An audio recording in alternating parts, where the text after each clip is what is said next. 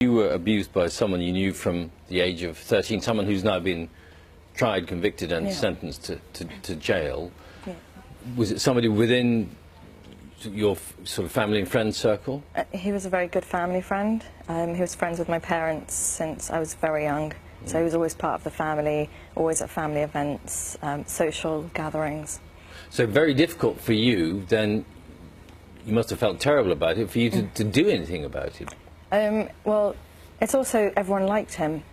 He got on with everyone, and I didn't think anyone would actually believe what I was saying about him, because he was always so friendly, so helpful, would always offer to help around the house, do things, babysit, school homework. So if I was going to say something bad about him, they wouldn't believe me. When did you eventually feel brave enough to say something? It was years later, wasn't it? Yeah. There were 2 points. When I was just turning 21, yeah. And I'd watched a TV show with Oprah, and there was a girl on the couch who described everything that had happened to her, and it sounded like what had happened to me. And I suddenly had the words to put to what it was, and I realised actually this was sexual abuse and this was rape. Before then this was just a terrible thing, and it was horrible. So I suddenly had the language.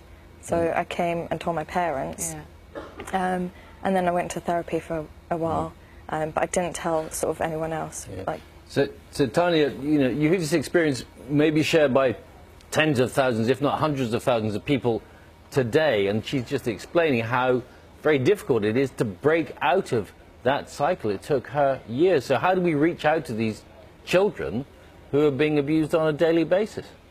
Well, first of all, I want to say good morning to Yehudis. We've spent time together in the summer filming for the programme, and Yehudis incredibly bravely sharing her story to enable, as this morning, to enable people to talk about this and to report the abuse. So we know that 2/3 of abuse happens in or around the family. 40% would be a male family friend or a neighbour, 25% would be a father, 10% would be a mother, which is the new figure that's come out on this report that many people are also finding really shocking. What do we do? Well, the difficulty is if the person who is abusing you is someone who is known and trusted, either a parent or a close family friend, as we just heard from Yehudis, what do you do? Children are really trapped. And, you know, fundamentally at the moment we have a disclosure-led system, so really the onus and the burden is on children to talk about it. Well, first of all, do you know what it is you are talking about? Again, as Yehudis so brilliantly explains, so bravely and honestly tells us, she didn't even know the words to put to it. And this is then about how we educate children about this, how we empower children to understand that what is being done is not right, and they need to talk to people about it. It's also for all of us, adults, parents, professionals, to spot the signs. A lot of children speak without words. A lot of children that I work with in child protection services self-harm or show behaviourally the distress that they're in because they cannot articulate it, because of the shame, the guilt and the fear, because often children are manipulated and coerced by their abuser not to speak about it, and bullied and threatened if they do. So it really is a joined up piece of thinking, but it's also shifting the onus from children in terms of disclosure, and thinking more strategically about how we spot the signs and work together to support a child to disclose, to get the treatment that they need, and also for the perpetrator to receive the full weight of the law. I just want to pick up on exactly, and you did explain it very well, that the person who was abusing you was a family friend, sort of hiding in plain sight, actually. Nobody at all at any point realised what was going on. No. So what would you, if children are in that sort of position now, and Tanya's saying, you know, they should reach out and help, what would your advice be to someone who feels uncomfortable, perhaps? As a child, I tried to reach out. I think I was 15, I tried to tell a teacher at school. Right. I couldn't find the words to describe what had happened. So it was something's not right at home, and they just sort of reassured me things would get better. They didn't know the right questions to ask. They didn't know how to prompt the conversation to get me to talk more about it, and that was it.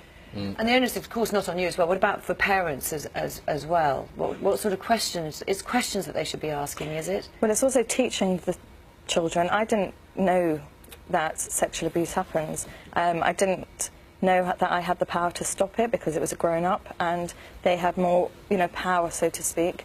It's really trying to empower children to take body ownership, and that they can say no if a grown-up is asking them to do something or is forcing them to. Tanya, Yehudis was explaining earlier that she sort of was sprung into action when she saw something on TV, the Oprah Winfrey Show. There may be people watching now who are in a similar position to what she was a few years ago. What can they do now, today, to get themselves out of this trap? Well, they need to, first of all, find a trusted adult. If we're talking about a child or a young person, find a trusted adult and know that what you have to say is important and it needs to be listened to. And if you struggle to say it, you can draw it, you can write it down. There are many, many ways that you can communicate what you need to say. Even if you're confused, it's okay, you can ask questions. There are many adults now, because of the historic child sex abuse cases that we're seeing, who are coming forward for the first time, go via their GP, can go via the NSPCC or the National Association for People Abused in Childhood. Childline obviously is available. You can phone Childline, the number won't show up on the bill. Talk about it, tell people what's going on. Whatever you've been told in terms of what would happen to you if you do talk about it, that is a manipulation. You have justice and fairness on your side, and there are people there who will help you. You need to tell us and enable us to really understand what's going on for you, and you will be helped. Right. Thank you very much indeed, Tanya, and thank you very much, Yehudis, as well. Thank you for being so brave as well and coming to talk to us. Thank you. And a special programme detailing the findings of the report will be broadcast on BBC Two tonight at 10 o'clock, presented by Tanya Byron.